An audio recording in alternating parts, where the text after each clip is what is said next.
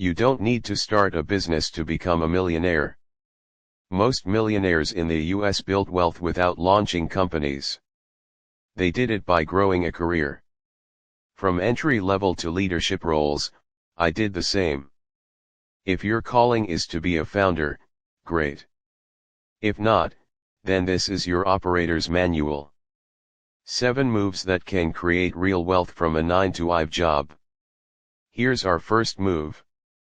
Pick the right industry. You might be running an 80-hour week, but are you on the right track? Eric Schmidt once said, if you're offered a seat on a rocket ship, don't ask which seat.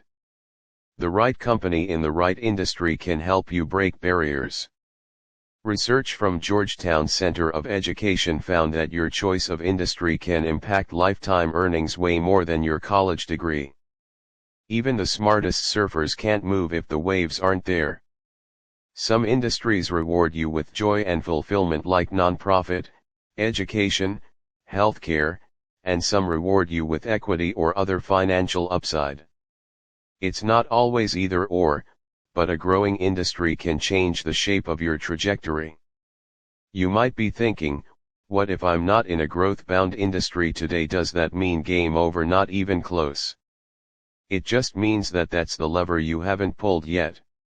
Angela Duckworth started as a consultant, then became a teacher, then a researcher, then a professor, and then an author, and that's when she hit it big with her best-selling book, Grit. And she was in her mid-40s by then. Jim McKelvey is another great example. He was a glassblower teaching at Washington University. He switched to fintech in his mid-40s and became not just a millionaire, but a billionaire. He co-founded Square. So you can pivot all the way in your 40s. I started in the wrong function in the wrong industry. Like most of us, when I graduated, I had no experience. I was scared of being unemployed. So I just took the first job that came my way. But over time, through mentors, trial and error, and support from a lot of folks, the path became clearer. I was able to find my way to the work that I loved in an industry that still lights me up. I am sharing this because when I started my career, I remember feeling totally stuck. Now I look back and think our early choices don't sink us, they shape us. Remember, there is always a second act. Don't give up. 2 action steps. First, wherever you are today, run an industry fit audit. You need to ask 5 questions.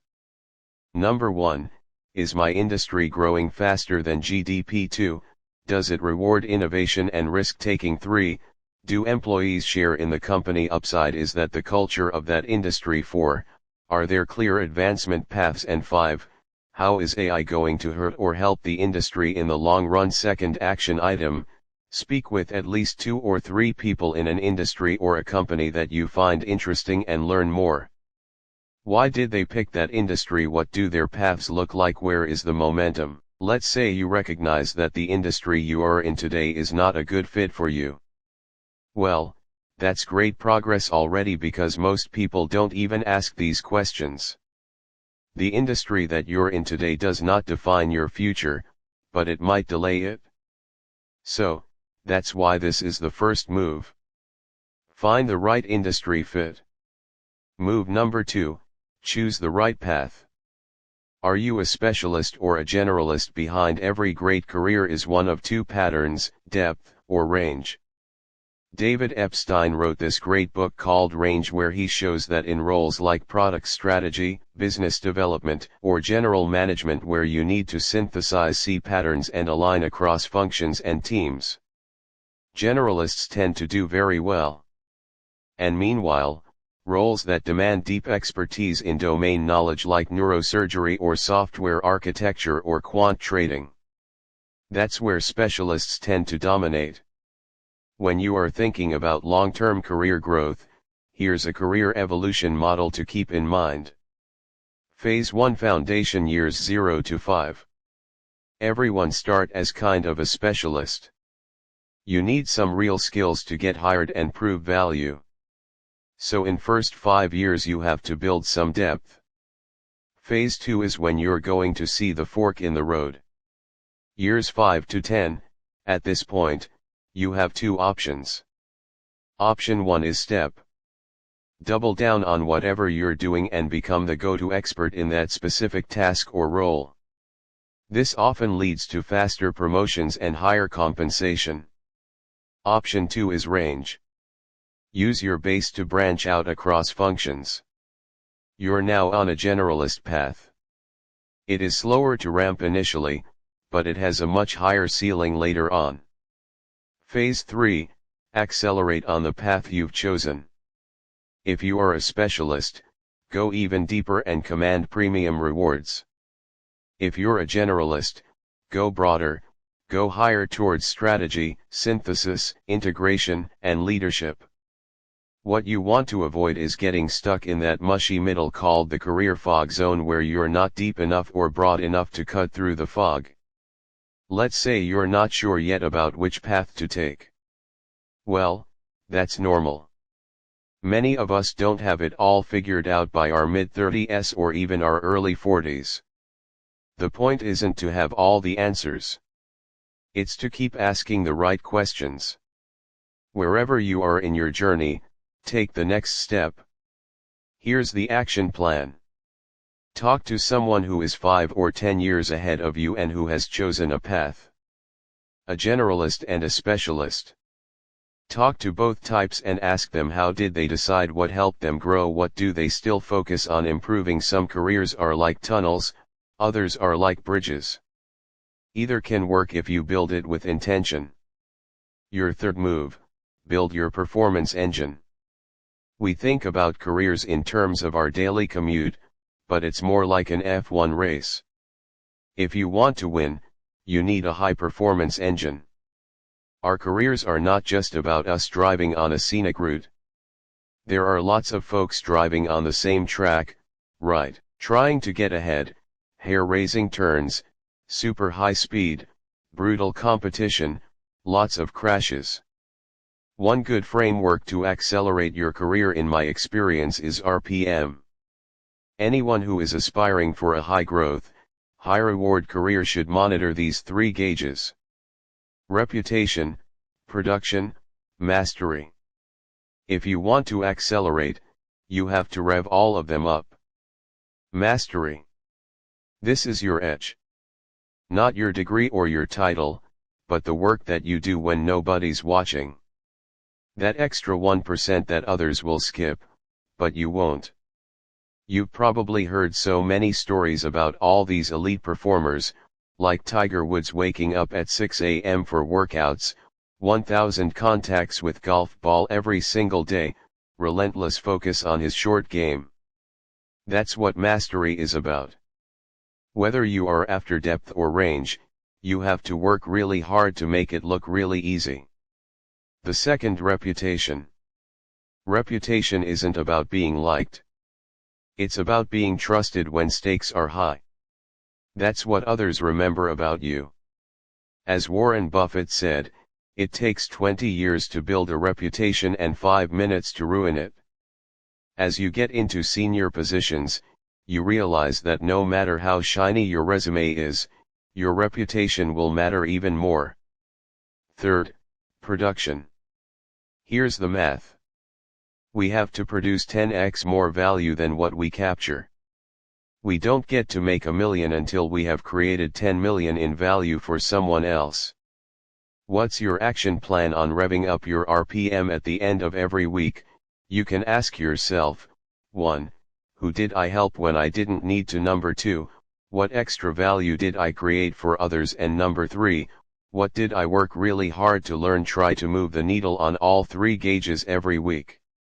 And if you're already doing some of this machine tuning, congrats, because that means you're watching your other drivers in your rearview mirror. Keep working on your RPM. Keep driving forward. Move number 4, get closer to the customer. Proximity is power, but most of us misunderstand what that means. Sometimes when you feel you're underpaid, you might be too far from the customer. When Uber was doing its IPO, as the story goes, every big investment bank was fighting for a piece of that business. One managing director at a large bank did something very simple but smart. He drove as an Uber driver for a couple of weeks, talking directly to passengers and learning about what they liked and what they didn't like about Uber. The board and the CEO at Uber chose his bank. The bank collected 40 million in fees. That's not the only reason they got the deal, but the board really appreciated that the managing director took time to understand the customers and hence understand the business. Everyone obsesses over proximity to the corner office, but not as much as proximity to customers.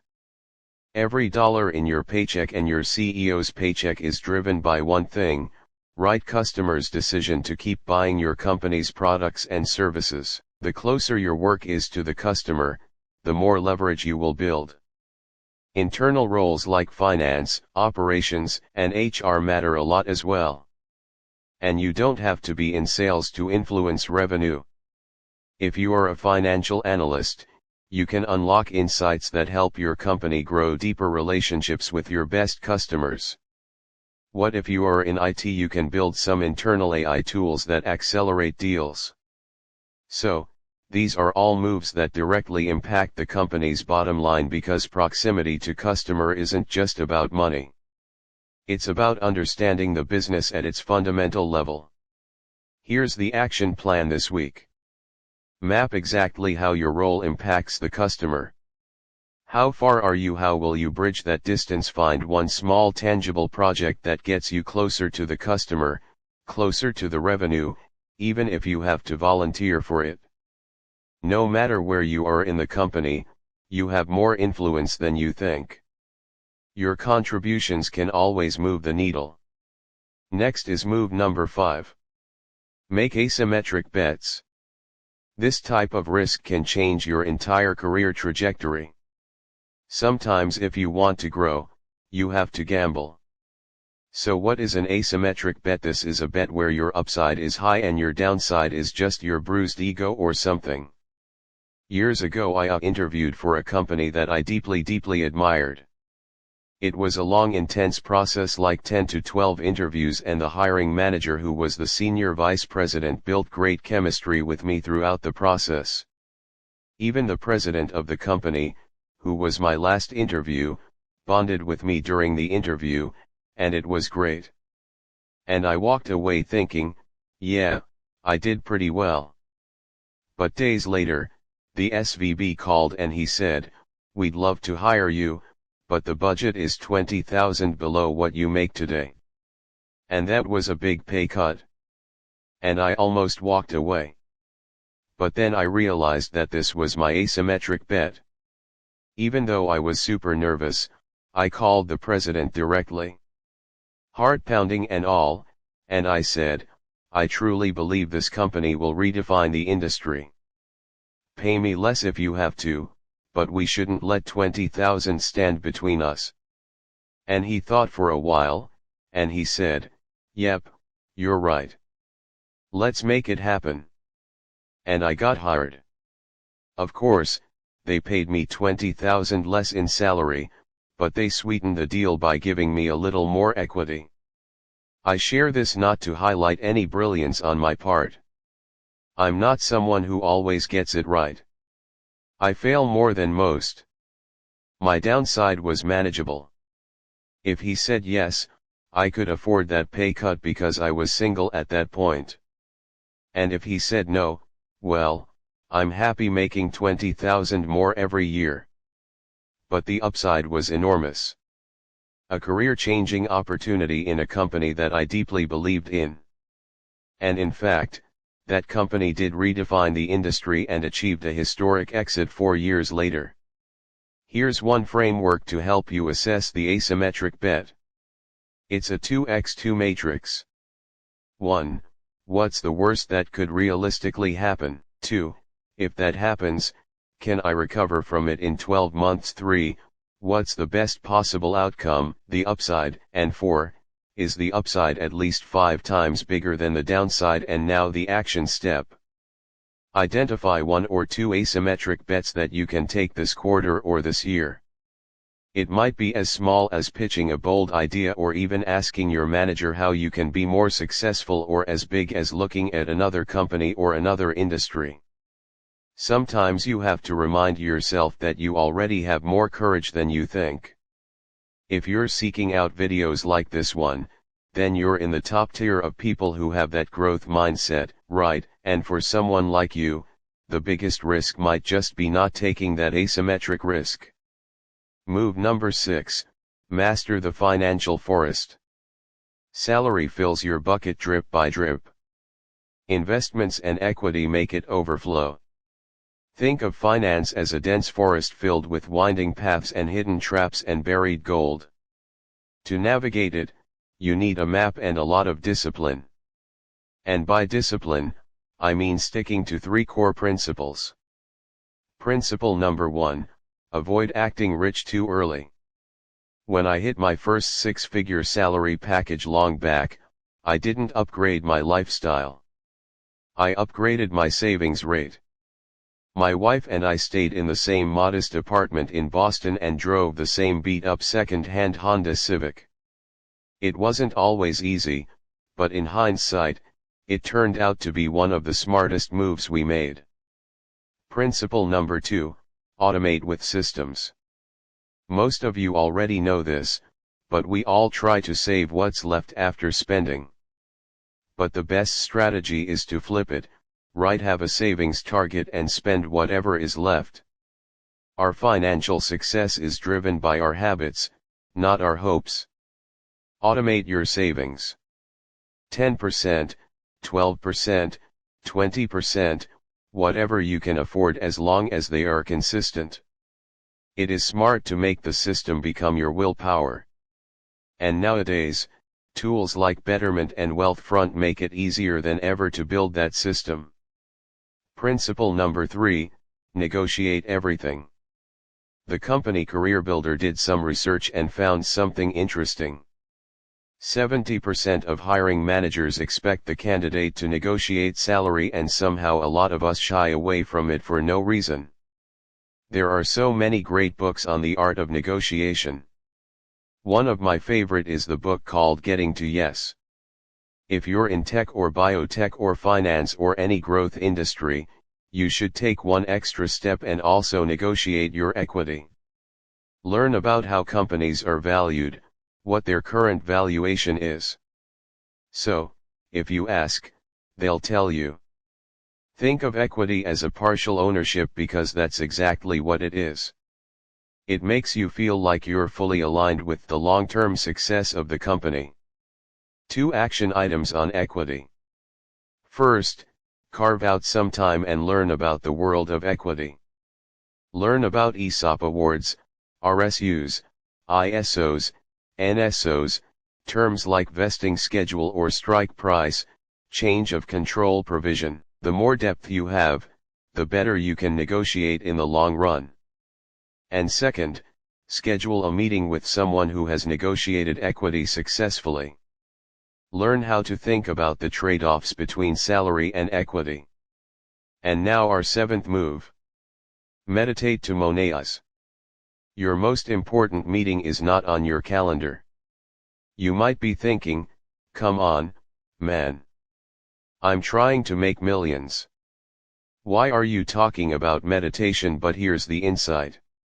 Harvard Business School study found that employees who spend just 15 minutes at the end of the day reflecting on their work perform 23% better than their peers.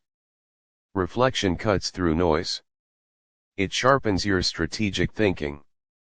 It's not self-help, it's self-scaling. And now with Gen AI tools, you can supercharge that habit faster and sharper than ever before. The cost of intelligence is literally approaching zero. The real advantage knowing what to focus on. Block 15 minutes at the end of each workday. Ask yourself 3 questions. What did I move forward today? What did I learn? What matters most tomorrow? That is the most important meditation you can do for your career. We all admire people who start companies. And starting a company can offer you a lot of autonomy, a lot of control. There's a lot of upside, and it's not the only path.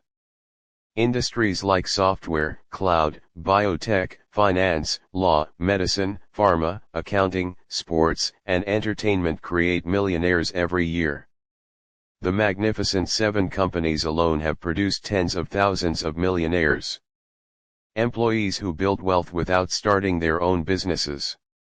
I hope these 7 moves can help you build wealth as an employee. If you want to learn more about excelling at work, check out my video on communication skills to help you communicate like a leader. And remember, you are already on the right path. Keep going. I'll see you next week. Thank you. And I love.